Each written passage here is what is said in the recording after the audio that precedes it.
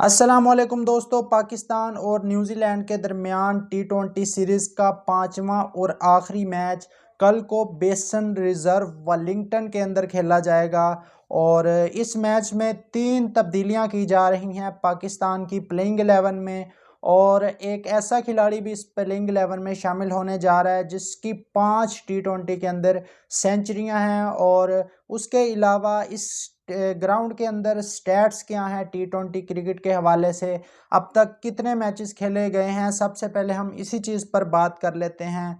अगर वेलिंगटन की बात करें तो इस ग्राउंड पर टोटल 16 टी20 मैचेस खेले जा चुके हैं। और अगर बात करें बैटिंग फर्स्ट की तो 7 मैचेस जो हैं वो बैटिंग फर्स्ट करने वाली जो जिसने पहले बैटिंग की है वो टीम जीती है।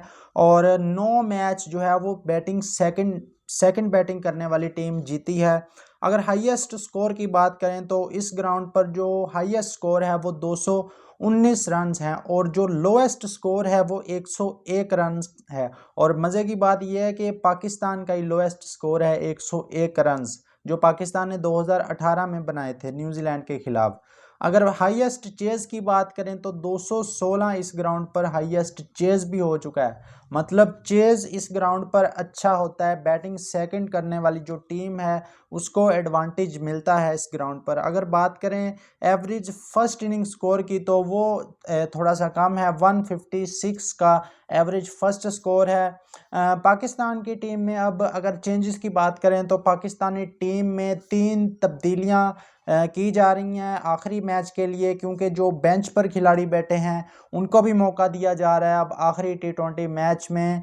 और शाहीन और शादाब के बारे में जो फैसला हुआ है उनके बारे में यही फैसला हुआ है कि उनको आखिरी टी20 मैच भी दिया जाए। और जो शाहिद अफरीदी ने जिस ख्वाहिश का इजहार किया था कि शाहीन को बाहर बिठा दिया जाए, रेस्ट करवा दिया जाए, लेकिन आकिब जावेद ने फैसला किया है कि शाहीन को एक और मौका दिया जाएगा। अगर शाहीन इस दफ़ा भी परफॉर्म ना कर सके तो फिर अगली सीरीज़ में शाहीन ऑटोमेटिकली बाहर हो जाएंगे। शाहिद अफरीदी शाहीन को बचाने की कोशिश कर रहे थे कि उनको बेंच पर बिठाकर किसी और खिलाड़ी को मौका दे दिया जाए, क्योंकि पाकिस्तान सीरीज़ तो हार चुका है।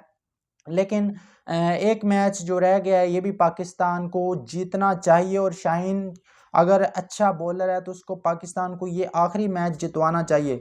अब चेंजेस की बात कर लें तो पाकिस्तान में जो पहली चेंज हो रही है पाकिस्तान टीम में वो मोहम्मद हारिस की जगह उस्मान खान आ रहे हैं। और दूसरी जो चेंज हो रही है वो इरफान खान नियाज़ी की के बारे में हो रही है। इरफान खान नियाज़ी की जगह उमर बिन यूसुफ आ रहे हैं। और तीसरी जो चेंज है वो इब्रार अहमद की जगह सुफियान मुकीम को मौका दिया जा रहा है आखिरी टी20 में।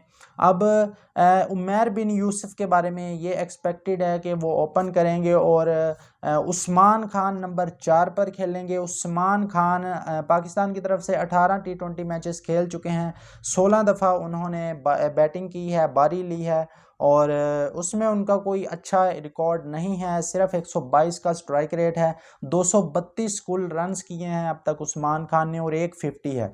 जबकि इसके बरअक्स अगर उनका डोमेस्टिक का रिकॉर्ड देखा जाए तो बहुत ही शानदार रिकॉर्ड है, जिसमें उन्होंने 62 मैचेस खेले हैं और उनमें 5 सेंचुरियां उस्मान खान ने बना रखी हैं टी20 के अंदर। पीएसएल में भी बनाई है सेंचुरीज और बीपीएल में भी सेंचुरीज स्कोर कर रखी हैं उन्होंने। और उसके अलावा 7 50s और 145 का स्ट्राइक रेट है। तो उनका जो है वो डोमेस्टिक का रिकॉर्ड तो काफ़ी ज़्यादा शानदार है, लेकिन इंटरनेशनल का रिकॉर्ड उनका इतना ज़्यादा ज़बरदस्त नहीं है, उनको इंटरनेशनल में भी प्रूफ करना पड़ेगा और उनको भी अपने असल नंबर पर मौका दिया जाए। मैं तो यही कहना चाहूँगा कि उनको जो है वो ओपनिंग में या वन डाउन पोजीशन पर जो उनकी असल पोजीशन है जिस पर उन्होंने डोमेस्टिक में भी सेंचुरी स्कोर की हैं उसी पोजीशन पर मौका देना चाहिए, क्योंकि बाबर रिजवान जब खेल रहे थे तो उनको अपने असल नंबर पर मौका नहीं दिया गया, जिसकी वजह से शायद उनका रिकॉर्ड जो है वो इतना जो है वो अच्छा नहीं रहा अब तक इंटरनेशनल क्रिकेट में। तो अब उनको मौका मिलने जा रहा है।